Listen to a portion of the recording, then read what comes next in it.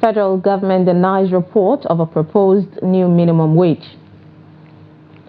7 policemen, 5 others killed in fresh Zamfara attack. Orphanage operators seek support to provide much-needed services to motherless babies. And on the international scene, Gaza hospital says 37 dead in strike on UN school.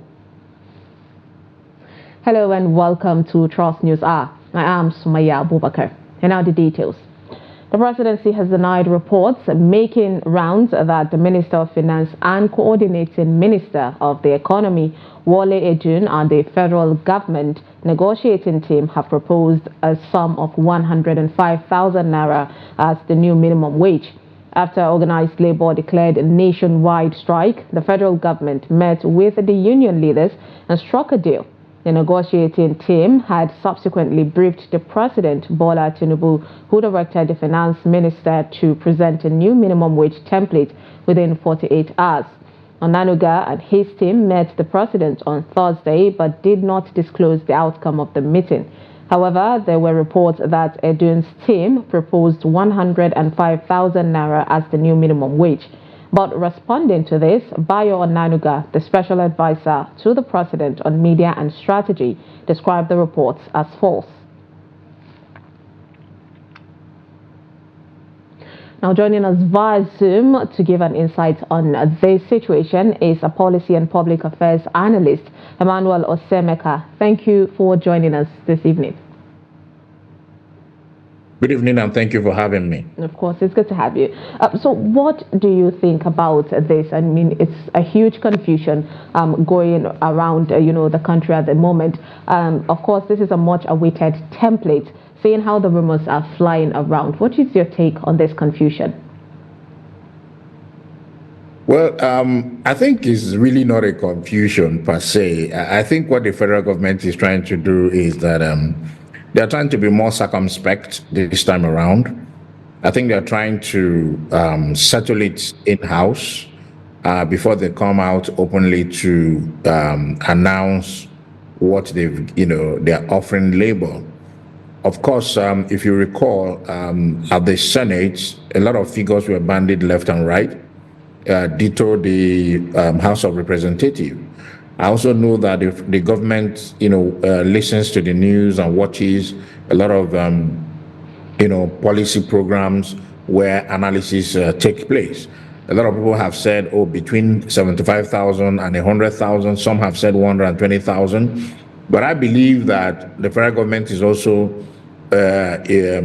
quite concerned with the ability of the private sector and of course the state government to pay and sustain whatever minimum wage that it will eventually be agreed to.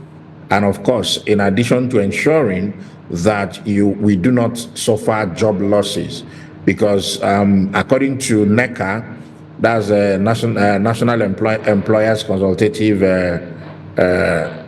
action or alternative, they advise that anything above 60,000 as at the time of the last proposal will be very difficult for them to sustain, and it might lead to job losses. And that is one of the things they're trying to avoid. So I believe the federal government surely proposed 105, but they do not want a situation where they will have this back and forth again with Labour. So instead, they sort of did the proposal privately with Labour, and I know Labour rejected the offer, so they are still having a conversation, to get to something that is more acceptable to Labour and, of course, private sector and the state government. Yeah. So you believe the rumor of the figure, the 105,000 naira, because some people seem to think that the federal government leaked out this particular rumored figure in order to test, the feelings or how the Labour will be receiving of this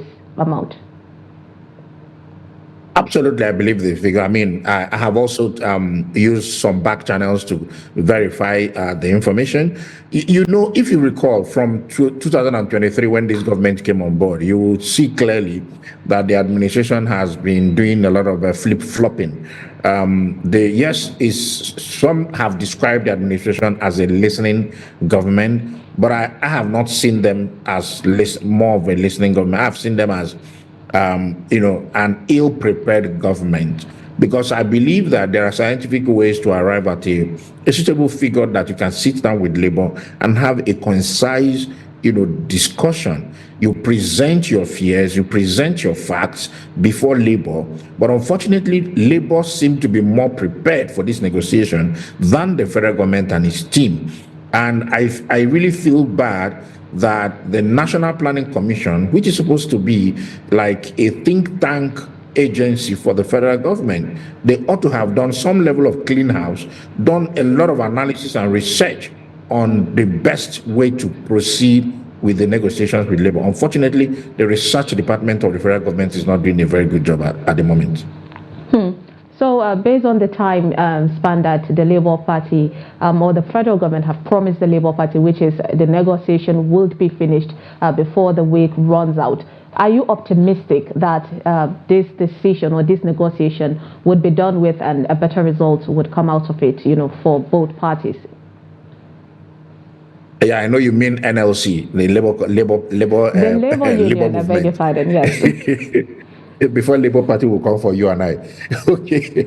So it's a bit difficult to predict because negotiations sometimes can be quite tricky. I do not see any reason why they will not even have an agreement tonight if they are able to sit down, have proper discussions.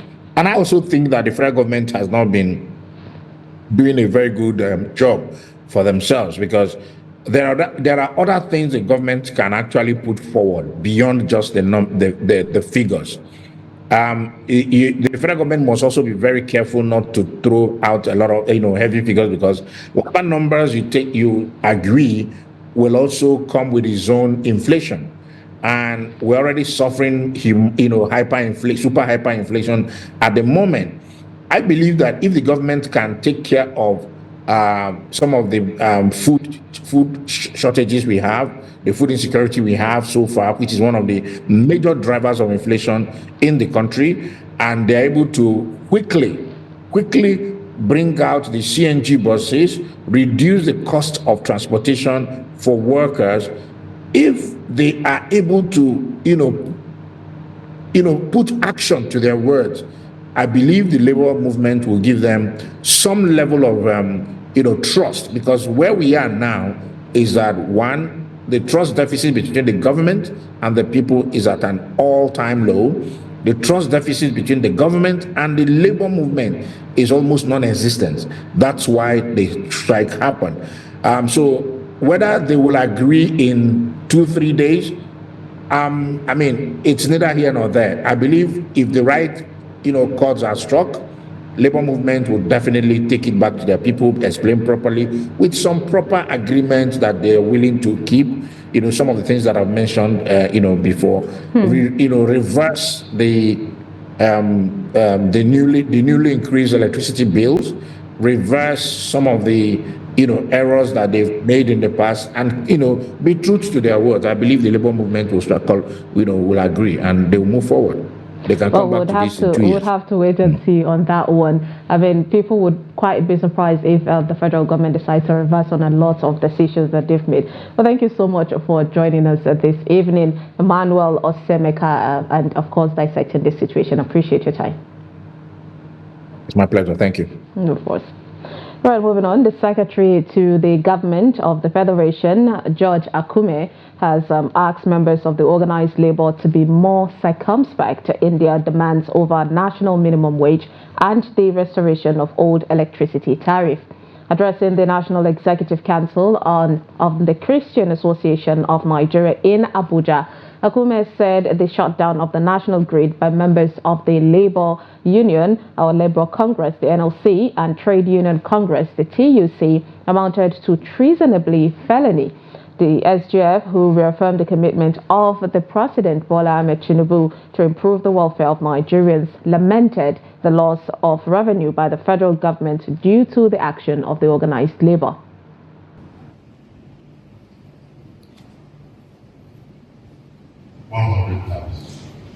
I can't afford to pay my brother 100,000 because they are poor. They're more than well, and these other people with dependents.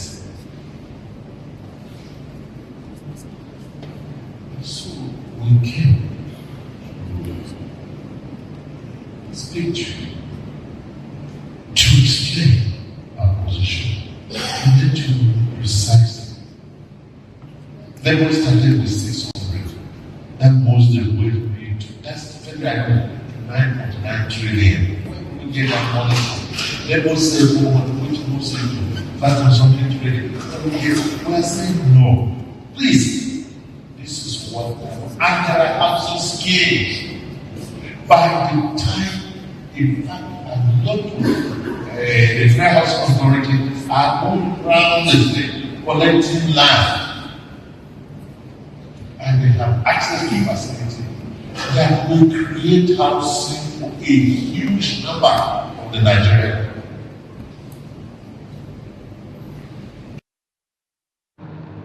On security matters, armed bandits have attacked Magaria community in Zurmi local government area of Zamfara state. Report said 11 people, including 7 mobile police officers and 4 civilians, were killed. 3 cars, including one belonging to the district head of Magaria, who is also the brother of the former Speaker of the Zamfara State House of Assembly, Nasser Magaria, were also destroyed. According to a resident of the area, Ahmed Umar, Magaria Model Primary School was set ablaze and many people sustained various degrees of injuries. The State Police Command spokesperson, ASP Yazid Abubakar, is yet to confirm the incident.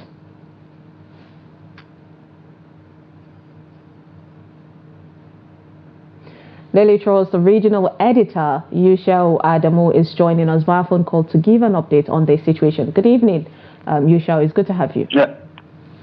Well, good evening, Harry. Yeah. So, what more have we learned from this attack?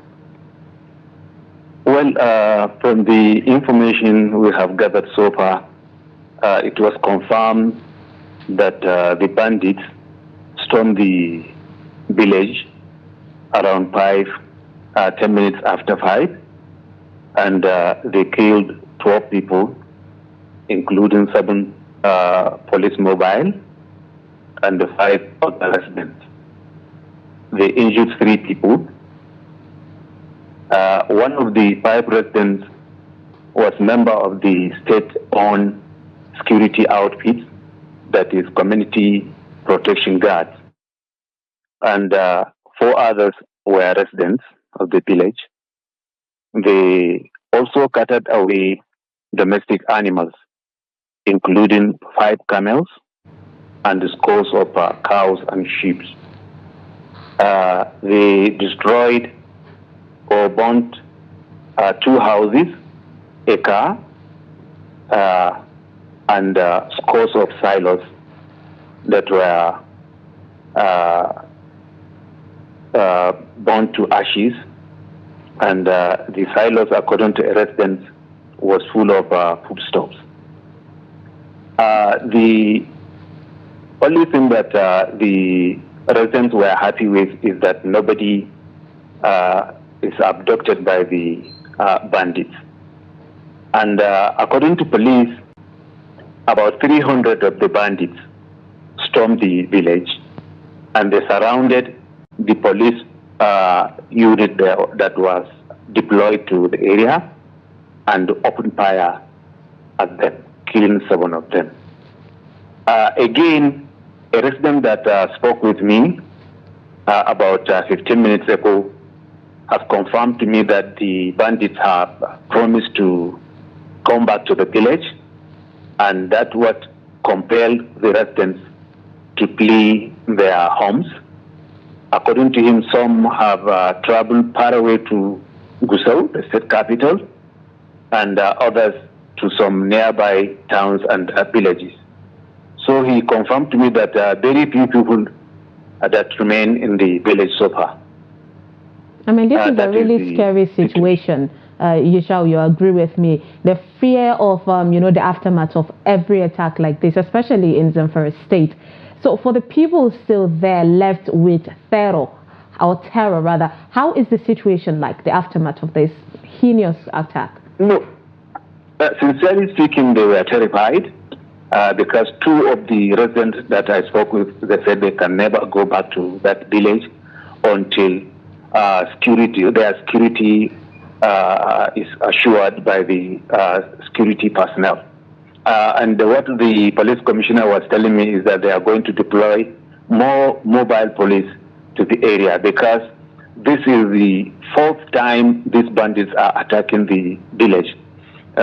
Because one of the residents said they have attacked the village 3 times, and when police were deployed, the last one they did, that is today's one, is the 4th one. And they spent like 2 years without having any attack after the deployment of the police.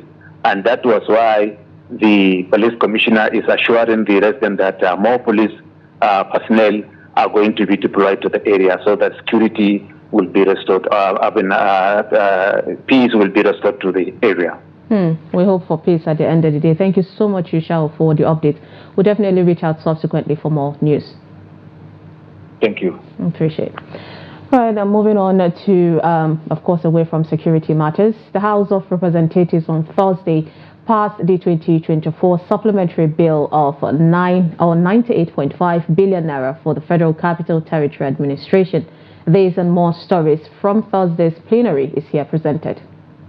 Chairman of the House Committee on Federal Capital Territory, Aliyu Mukhtar Batara, presented the report of the committee to the House for consideration. That this House do consider the report of Committee on Federal Capital Territory, the bill for an act to authorize the issue of the Federal Capital Territory Administration statutory revenue funds for the Federal Capital Territory Administration account, the sum of 98,500,000,000 only for the capital projects for the service of the Federal Capital Territory, Abuja, for the financial year ending 31st December 2024. 500 million only for capital project for the service of the Federal Capital Territory, Abuja, for the financial ending 31st December 2024, and approve clauses 1 to 5, which is the recommendation 1 to 5, the schedule, explanatory memorandum, and the long title of the bill. Also, during Thursday's proceedings, members of the Green Chamber urged President Bola Tinubu to immediately set up a judicial panel of inquiry on prison attacks in the country and ensure the such assaults on the entire security apparatus of Nigeria do not reoccur. Officials are not properly trained to be infantry and confrontational, making it very difficult to repel such attacks, hence the need to put in place upgraded prison facilities with better security armed guards, walls, perimeter fences, and solid gates, and the installation of modern equipment to easily detect security breaches and curb further attacks. Lawmakers also urged the Federal Ministry of Education, in conjunction with state ministries of education, to conduct a comprehensive review of the curriculum across primary, secondary, and tertiary institutions to be in tandem with evolving global market demands. Nigeria's traditional curriculum for primary and secondary schools faces challenges compared to advanced nations. While it equips students with knowledge, it prioritizes rote learning over practical skills like critical thinking and problem solving, which are very crucial in current labor markets. The curriculum might have a stronger focus on national subjects, potentially limiting exposure to global perspectives necessary to navigate the intercontinental world. In another development, the House urged the federal government to adequately fund the education sector, calling on the Federal Ministry of Education to review and apply stringent policies to the standards of education in Nigeria at all levels. As the Nigerian educational sector is facing a continuous decline in standards due to poor funding, inadequate facilities, insufficient teachers, corruption, insecurity, poor supervision, poor policy implementation, and poor attitudes towards schoolwork, while the rise of social media has exposed young children to unsupervised orientation, leading to misplaced priorities and neglect of schoolwork. Still on Thursday's sitting, the House of Representatives resolved to investigate the fraudulent allocation of land documents in Abuja before the appointment of Nyesom Wike as Minister of Federal Capital Territory (FCT). That some of the lands affected were subject to litigation which were yet to be resolved, but disturbed that some of the beneficiaries of these alleged fraudulent allocations are already using them to forcefully grab, dislodge, and equally inflict harm on landowners, which is a recipe for further conflict. Honorable Leke Abijide, in his own motion, says there is a need for the Nigerian Communication Commission (NCC) to investigate the operations of telecommunications companies operating in the country over poor service delivery. Knows that numerous internet providers, ISPs, have managed to evade accountability for their widespread inefficiency, feeble and inferior service delivery, while consumers are compelled to persistently pay for inadequate services due to the apparent absence of regulations governing the pricing and service provision, thereby enable them to exploit Nigerians. Plenary resumes on Tuesday, June 11th. The Emir of Gombe, Alhaji Abubakar Shehu III, has turned 10 years on the throne this Thursday. He ascended the throne on June 6, 2014, after his father passed away. In this report, Trust TV's Hassan Koli feels the pulse of Gombe residents. The report. In early June 2014, the Gombe State government under then Governor Ibrahim Hassan Dankombo confirmed the appointment of Alhaji Abubakar Shehu Abubakar III as 11th Emir of Gombe, following the death of his father Shehu Abubakar.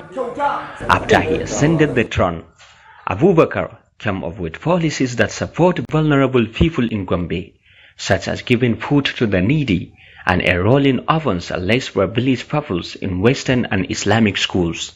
On this occasion of his 10th year anniversary, the people of Gombe said they are excited about the leadership style of the Emir, whom they said prioritized the needs of his people. We are indeed happy for His Royal Highness' 10th anniversary. His leadership style comes with unexpected changes, considering his people in everything. He used to enroll children of the needy and orphans in schools. He even distributes food to people, which is commendable in this hard time. So we are wishing him more blissful years on the throne. We love him and will continue to love him till eternity.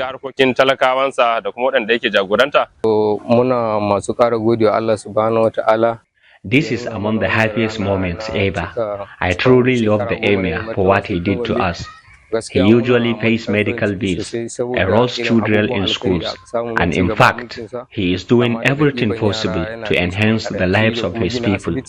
We are praying that Allah will continue to guide and protect the Emir. The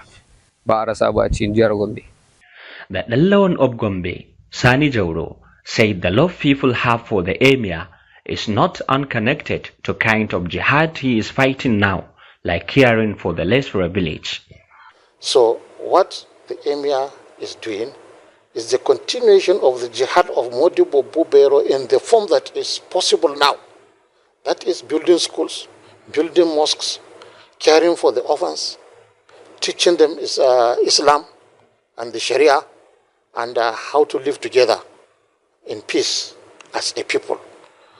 And people are happy. So the young and the old and everybody, try to identify with him, and people celebrate and show group solidarity during this period. That is why you see people rallying around him and doing all these things. And he does not try to put any burden on anybody. He is an Emir that gives to the people, not an Emir that receives from the people.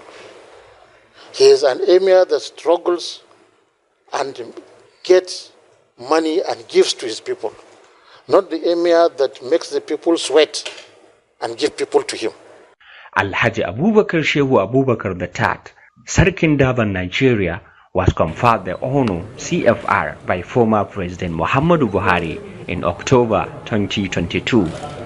Hassan Koli, Trust TV News, Gombe. A federal high court sitting in Kano has fixed 13th of June to rule on whether or not it has jurisdiction in respect to Kano chieftaincy affairs involving the dissolution of state emirates by Governor Abubakar Yusuf.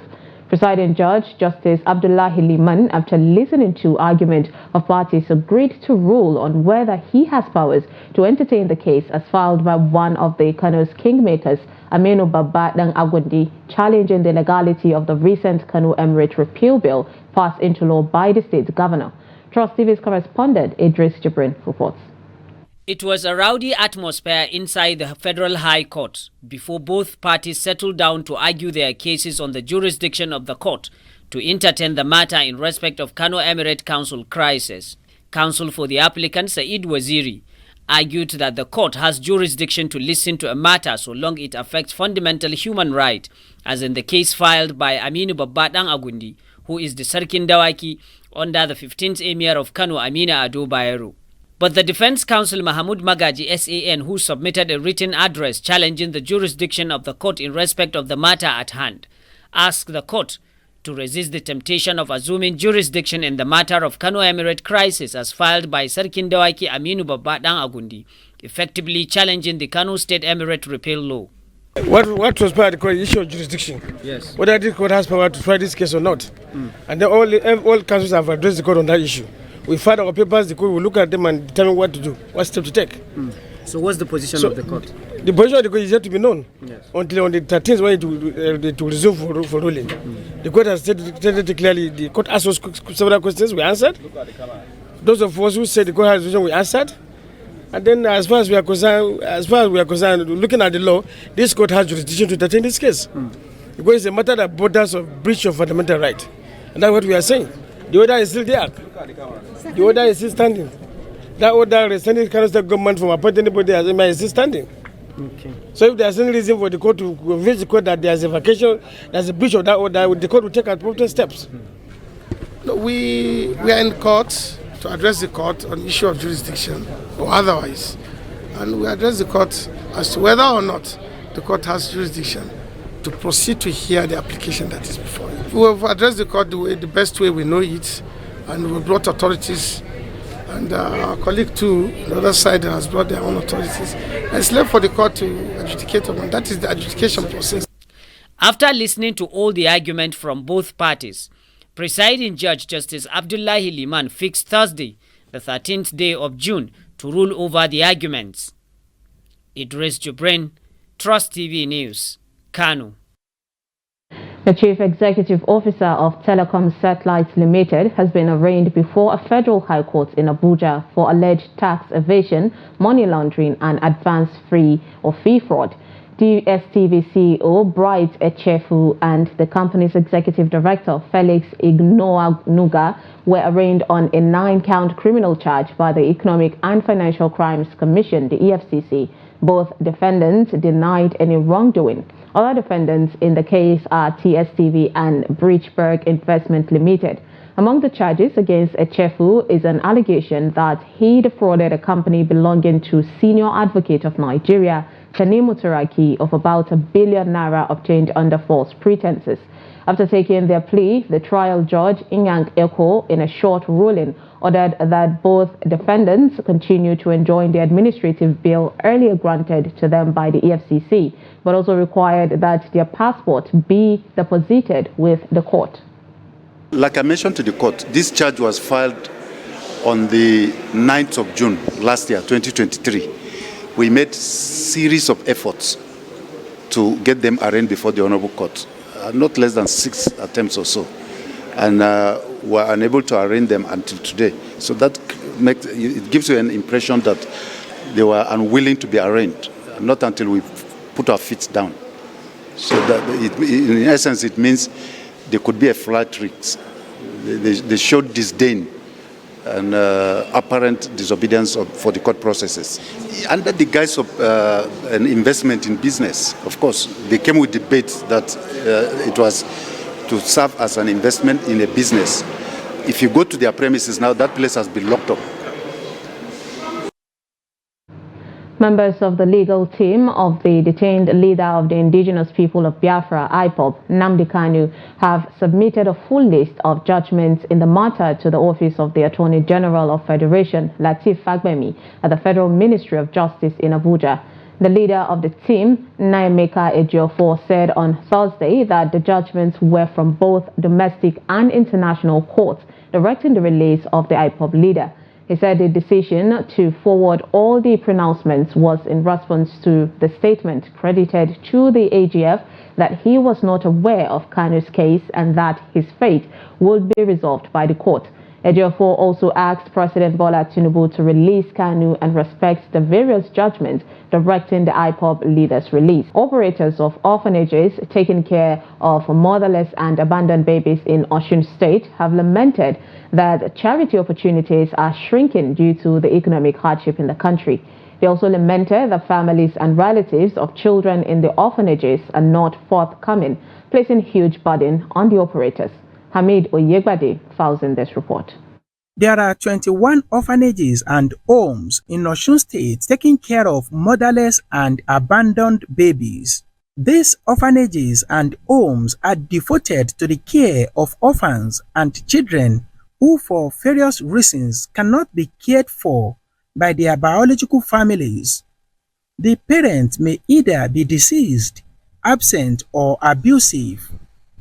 Individuals and non-governmental organizations running orphanages in Osun State under the auspices of Association of Orphanages and Homes Operators in Nigeria said the current economic hardship is affecting them adversely and sought government intervention. Because most of the children with us, their parents, after bringing them to us, they believe there is money coming from somewhere. They would drop their children with us. And for us to cater for those children is a lot of problem for us because no money comes forth from anywhere. So the major challenges is the financial aspect of everything because most people, they don't normally come to take care of these children. So it's those of us that are having this orphanage that will take this the care of these children. So we need to try to make sure that these children, their education is very, very important, nothing stopping them. It is not too bad if the government assists us. The permanent secretary in the Ministry of Women, Children and Social Affairs in Osun State, Abimbola Babatunde, said the ministry is monitoring the activities of the orphanages and homes and assured them of government support. We have a desk officer in the ministry that see to the day-to-day affairs of these orphanages, their registration, renewal of registration, and they give monthly reports. So by giving monthly reports, we will see how they fared in the past month, how many kids they have in the orphanages. And whenever that there are anything to benefit from the state government, we call upon those are legally and legitimate among them. Those are registered and those are renew their registration. The orphanages also called on the general public to assist them to cater for the orphans. Hamid Oyegbade, Trust TV News, Osogbo. Saudi Arabia announced on Thursday the sighting of Zulhijjah crescent, signaling the beginning of the 12th Islamic month. Consequently, tomorrow will mark the beginning of the holy month. The Hajj pilgrimage for 1,445 after Hijrah 2024 will commence on Friday, June 14th, 2024. Now, with the day of Arafah falling on Saturday, June 15th. With this development, the largest Muslim festival, Eid al-Adha, will be observed on Sunday, June 16, 2024. Arafat Day, which precedes the festival, will fall on June 15th. Saudi Arabia's Supreme Court had called on all Muslims across the kingdom to participate in the sighting of the crescent moon of Zulhijjah. These actions helps determine the crescent or the commencement of the new and last month of the Hijrah calendar and the day the festival falls on. Eid al-Adha, the biggest Islamic festival, is celebrated on the 10th of Zulhijjah. It is the second major Islamic festival celebrated by Muslims worldwide after Eid al-Fitr. Nigerian pilgrims in Mecca have been impacted by the biting economic realities as they take part in this year's exercise. In this report, Sharif Al-Hassan caught up with some Nigerian pilgrims during their tour of major Islamic landmarks in Medina. The report. This is the scene every day in the city of Medina. Tour buses stationed at every corner waiting to take Nigerian pilgrims to some of the major Islamic landmarks in Medina. The most significant reasons why pilgrims stay here in Medina is to visit notable Islamic landmarks in Islam, most especially observing 5 daily prayers at the Masjid and Nabawi mosques, and secondly is the visit to this very most important mosque, which is the mosque the Prophet Muhammad sallallahu alaihi wasallam first built in Islam, which is known as the Quba Mosque. The significance of this mosque is that anyone who observes 2 rakat prayers is equivalent to that who performs Umrah, the lesser Hajj. Dr. Bashir Imam and Abdulrazak Olajide are among those Islamic clerics from Adamawa and Oyo State spearheading such tours to Nigerian pilgrims, making emphasis on the greatness of Medina in the eyes of Islam. Medina is the first city of Islam, and it is where the Prophet ﷺ spent the last part of his life, and this is the very city where he is being buried, and also this is where his mosque is situated. The importance of mosque is praying in that mosque is more than 1,000 prayers performed in any other mosque. As the country's economy continues to bite harder, coupled with insecurity, the clerics say prayer is the only option.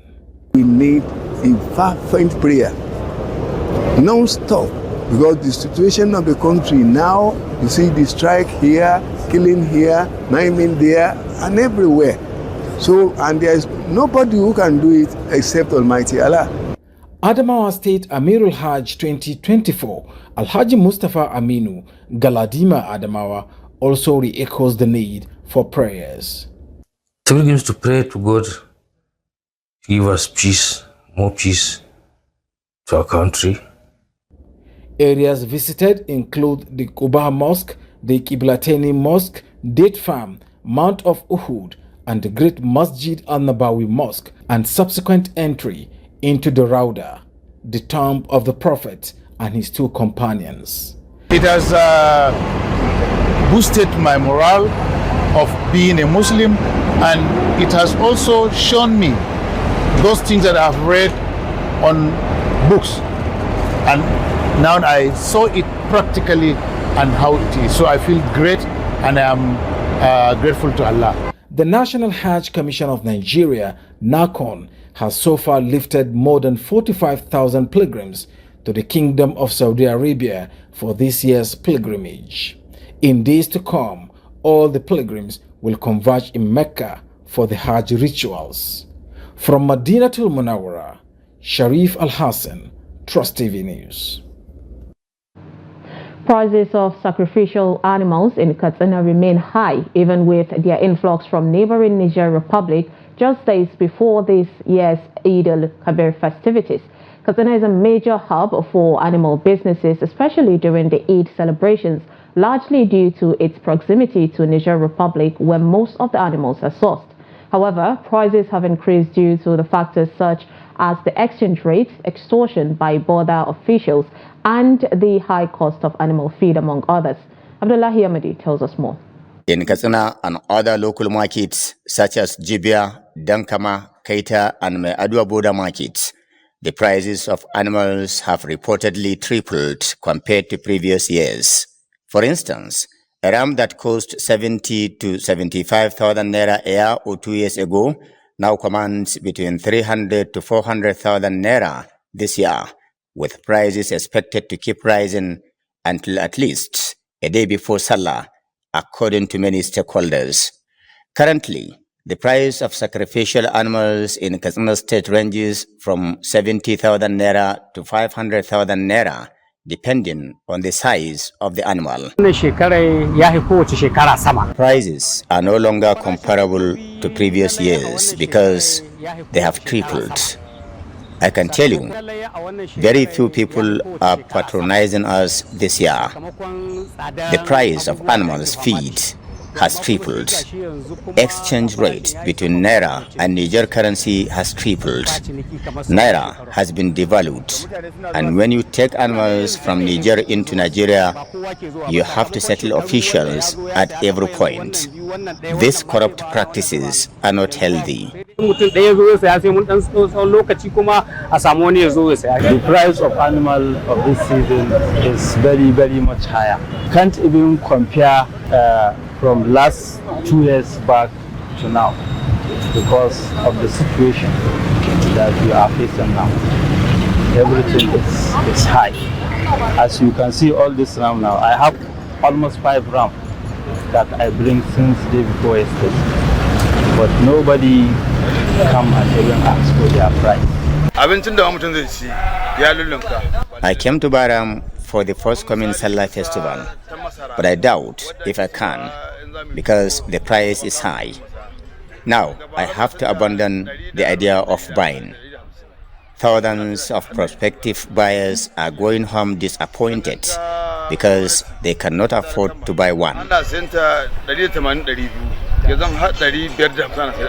Though very few prospective buyers were seen trying to purchase animals, possibly due to the high cost, many admitted that the animals are far beyond their purchasing power, prioritizing food instead. However, at one of the local markets, Trust TV News spotted an expatriate who came to buy animals for Sallah. He opined that animals are cheaper in Katsina compared to Abuja, Kaduna, Kano, and other parts of Nigeria. I've come to buy the car because this place is a market. It's very strong. This one? Yeah. Anyone. Want to buy plenty. Okay. For the Sallah. For celebrating the Sallah. Okay. This is Katsina it's very good. Price is very good. Okay. They're very cheap. Very cheap. Yeah, the in Abuja or any state, it's very expensive. But in Katsina? Katsina is good. It's cheap. Observers say, though animals are in abundant supplies, but inflation and other factors make it unaffordable and beyond the reach of ordinary Nigerians. Abdullahi Izumayamadi, Trust Television News, Katsina. Acute food insecurity is projected to worsen in magnitude and severity across 18 hunger hotspots, including Nigeria. This was contained in a recent report from the United Nations. Nigeria, the most populous black nation, is already dealing with food shortages and high inflation amidst a remarkable economic slowdown. Abdullahi Ahmed tells us more. Another warning emerges from global development partners, highlighting the imminent threat of famine across 18 hotspots, which could spark a humanitarian crisis. The report emphasized the immediate need for assistance to prevent famine in Gaza and Sudan, as well as the worsening hunger crisis in Haiti, Mali, and South Sudan.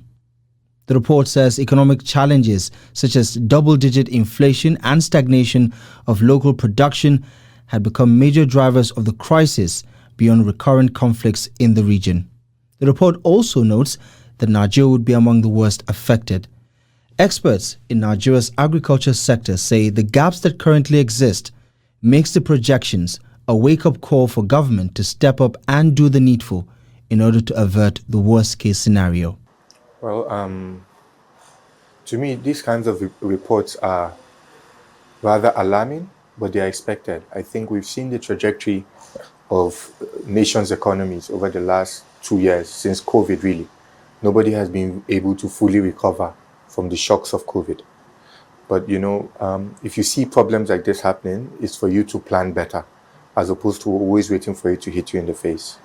As of last year, we already knew that food inflation was at a rapid pace. As at last count, inflation is now over 32%.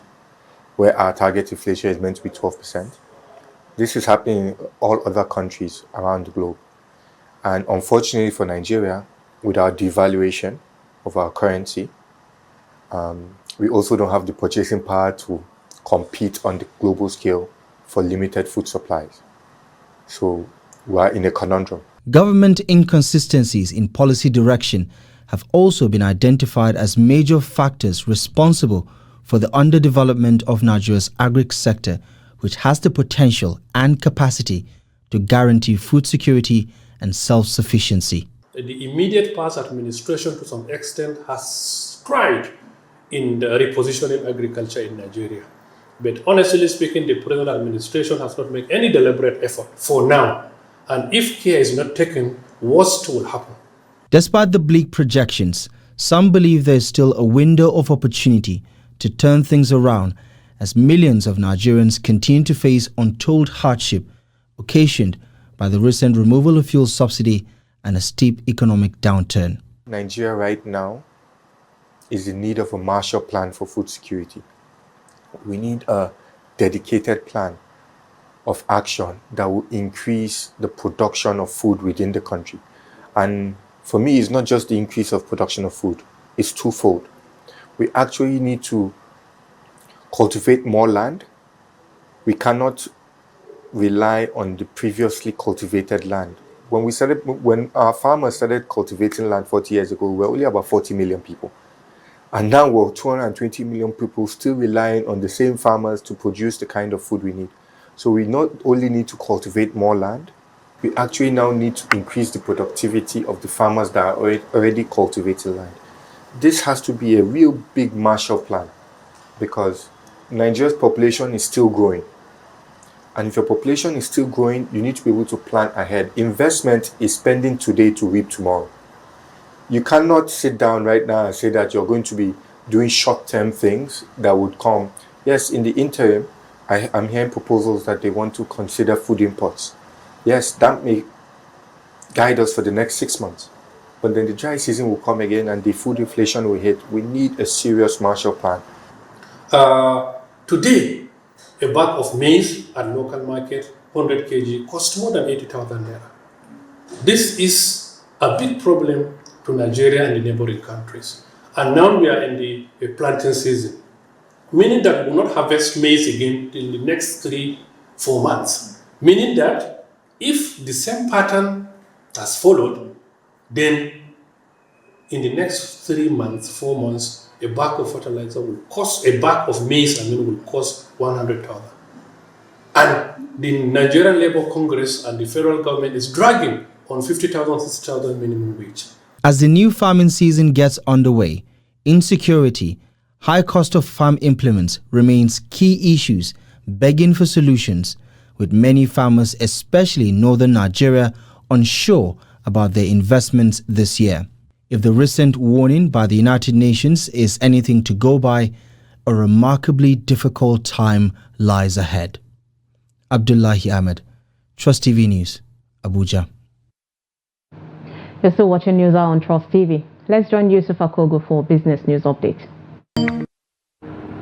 Welcome to Business News. I am Yusuf Akogo.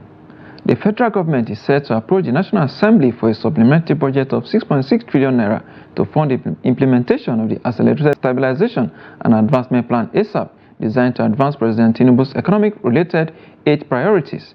ASAP, among other things, recommended the unbundling and commercialization of the Transmission Company of Nigeria, TCN. It also recommended the procurement of 7 million smart meters and 150,000 distribution transformers to enable growth of the power sector. This document was prepared by the Minister of Finance and Coordinating Minister of the Economy, Wale Edu, as submitted to President Bola Tinubu on Tuesday. Pension Fund Operators Association of Nigeria has recommended inflation index bond for investment of pension assets to hedge against devaluation of the asset. According to the association, issuing inflation index bond will also protect the savings of the country from inflation and devaluation. Speaking during the 4th PNUP National Assembly retreat organized for members of the National Assembly Committee on Establishment and Public Service in Lagos, the member Dave Uduano said that the practice is carried out by government in some countries across the world to track the inflation rate.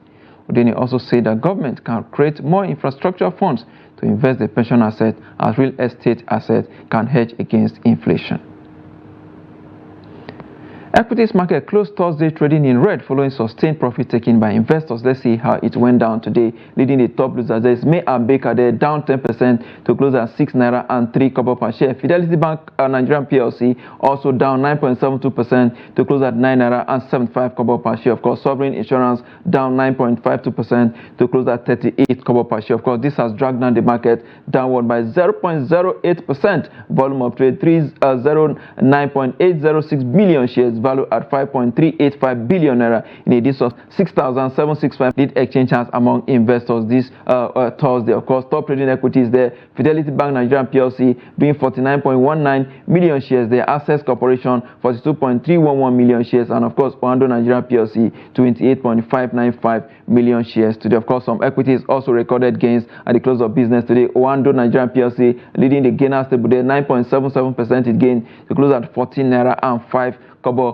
per share. The internal oil also up there 9.67% to close at 14 naira and 75 kobo per share. Of course, Veritas Capital also gained 9.52% to close at 69 kobo per share. That's the highlight of stock trading as it went down this Thursday on the floor of NGS. Let's see the global stock market and exchange rate data for today.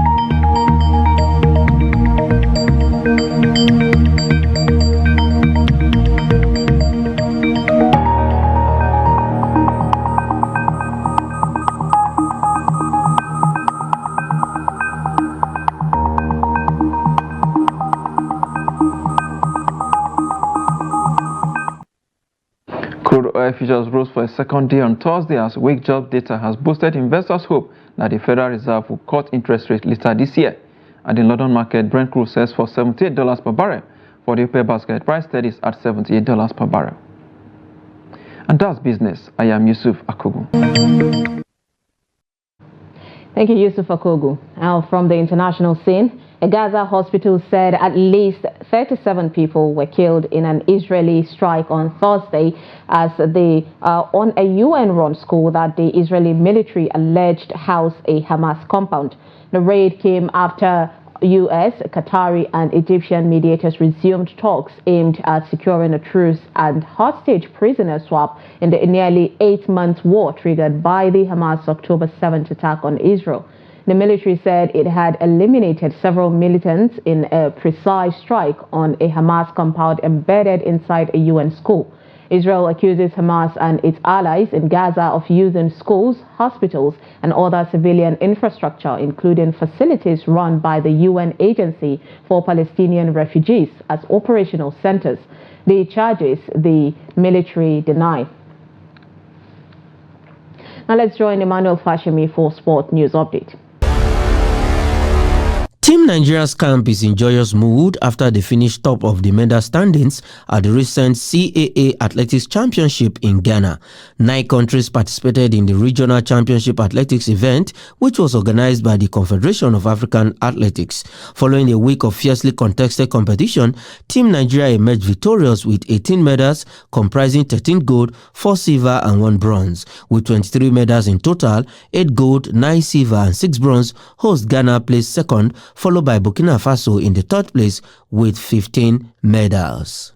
At the NCAA Outdoor Track and Field Championships, Nigeria will have a strong representation in the men's 100-meter final thanks to the qualifying of Favour Ashe, Gustin Brume and Kanyishola Ajayi. After placing second in his semi-final heat in a timing of 10.23 seconds, Brume secured his spot.